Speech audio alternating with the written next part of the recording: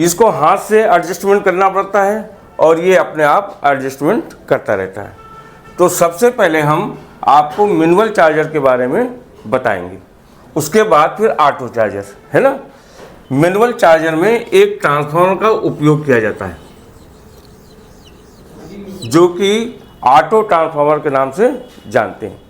इसमें एक प्राइमरी होती है और इधर 8 सेकेंडरी होती है। जैसे कि आप स्टेबलाइजर टीवी का बनाते थे पहले, ये उसी टाइप से बनता है। बस अंतर ये होता है कि इसमें जो होता है प्राइमरी में पतला तार होता है, ये प्राइमरी मान लेते हैं,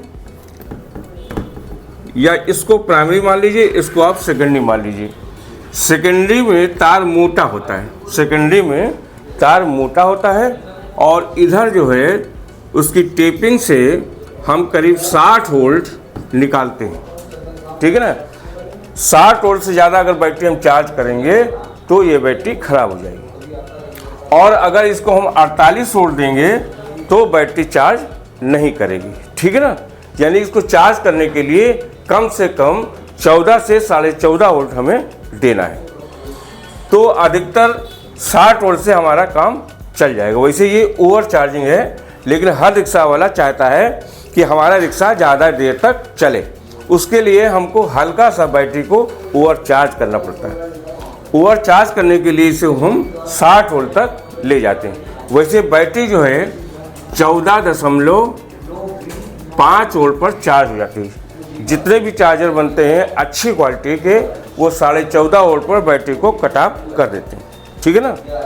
तो इस तरह से ये चार्जर हमारा 60 वोल्ट निकालना पड़ता है, क्योंकि हर रिक्शा वाला चाहता है कि हमारा रिक्शा ज़्यादा देर तक चले।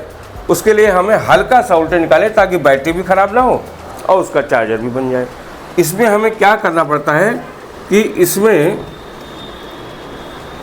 8 टेपिंग निकालनी पड़ती है। 4 टेपिंग जैसी आप आवश्यकता वैसी टेपिंग निकाल लीजिए। 1 2 3 4 5 6 7 और ये 8, ठीक है ना।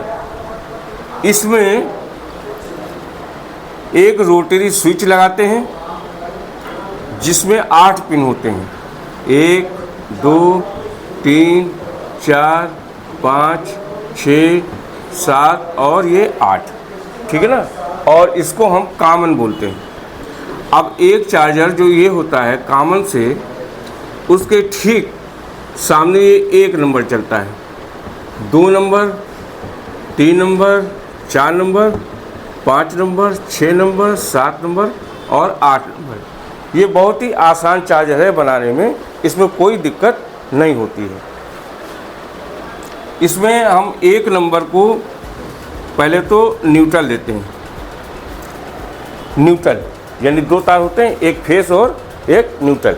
तो न्यूट्रल वाला तार को हम न्यूट्रल देते हैं और बाकी को हम सीरियल से 1 नंबर को हम जोड़ते हैं 8 नंबर से, इसको जोड़ते हैं 7 से, इसी तरह से बारी बारी सबको हम जोड़ते हुए चले जाते हैं।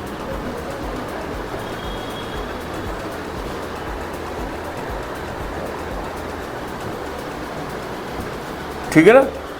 जब हम 1 नंबर पे लाते हैं तो सबसे ऊपर वाली वाइंडिंग से, यानी कि सबसे दूरी वाली वाइंडिंग से इसका कनेक्शन हो जाता है। इस पे हम देते हैं फेस 220 वोल्ट, इस पे न्यूट्रल 220 वोल्ट, ठीक है ना।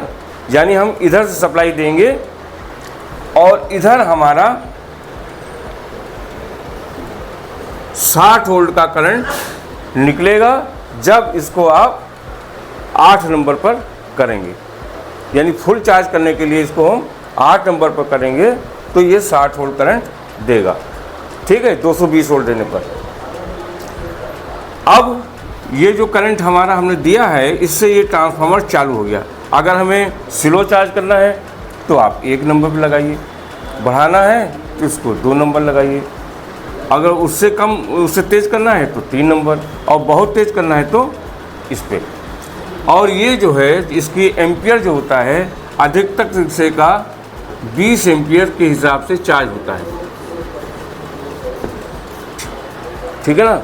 लेकिन ये 20 एम्पियर इस बैटरी के लिए बहुत ही खतरनाक है। इसके लिए जो बैटरी में एम्पियर लिखा रहता है उसी हिसाब से उसका चार्ज होता है। जैसे मान लीजिए 100 एच, अधिकतर इस रिक्शे में 100 AH की बैटरी लगती है, और 100 AH की मतलब होता है उसको आप 10 वोल्ट मतलब 10% ज़्यादा चार्ज नहीं कर सकते, या यूँ कहें कि 10 एम्पियर के हिसाब से ही इसको हम चार्ज करेंगे तो बैटरी की लाइफ बनी रहेगी। ये भी जो चार्जिंग है वो सबसे हाईएस्ट है, यानी अगर 100 AH की बैटरी है तो सबसे तेज़ चार्जिंग जो है वो 10 एम्पियर है। और 10 एम्पियर ये बैटरी समझिए, इससे अगर ऊपर चार्ज करते हैं तो बैटरी की लाइफ बहुत ही जल्दी ख़त्म हो जाएगी। अगर इसको हम 5 एम्पियर से चार्ज करें तो बैटरी का समय तो ज़्यादा होगा, लेकिन बैटरी की लाइफ काफ़ी अधिक बढ़ जाएगी, है ना। तो इस हिसाब से चार्जिंग में आपको ये ध्यान रखना है कि बैटरी कितने AH की है और इसको कितने एम्पियर की चाहिए, ठीक है ना।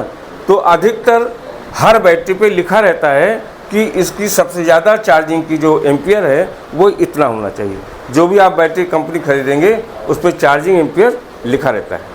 लेकिन ई रिक्शा वाले जो होते हैं वो ओवर चार्ज मांगते हैं। वो बैटरी चाहे ख़राब हो जाए चाहे जो कुछ हो जाए, ओवर चार्जिंग की वजह से इन बैटरियों की लाइफ 6 महीने या 6 महीने से कम होती है। बहुत रेयर केस में जिसका चार्जर सही है उसी की साल भर तक बैटरी चलती है, वरना 6 महीने के अंदर बैटरी डैमेज हो जाती है, क्योंकि सब ओवर चार्ज करते हैं, ठीक है ना। आप भी अगर e rickshaw controller, charger, wiring का प्रैक्टिकल क्लास करना है तो आप भी आइए A to Z technical institute Lucknow में। अगर हमारा वीडियो अच्छा लगा है तो लाइक करिए, चैनल को सब्सक्राइब करिए। Thank you for watching, thank you so much.